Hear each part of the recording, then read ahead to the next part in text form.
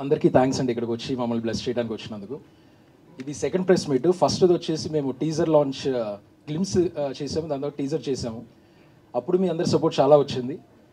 ఈ యొక్క release date August 22 ఏదైతే పెట్టామో దీనికి కూడా మీ అందరి సపోర్ట్ చాలా కావాలి.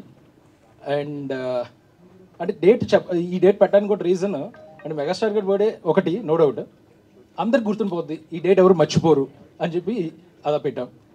సో ఇంకా చాలా ఉంది మాట్లాడడానికి, అది ప్రీ రిలీజ్ ఈవెంట్లో అంతా స్టోర్ చేసుకుంటున్నాము. కంటెంట్ గురించి ఏదున్నా సరే ఈ సినిమాకి ఎందుకు చూడాలి అని ఒక క్వశ్చన్కి కంటెంట్ సినిమా చూడాలి అనుకుంటే మా సినిమా చూడాలి. సో అది చాలా బలంగా నమ్మి తీసిన సినిమా.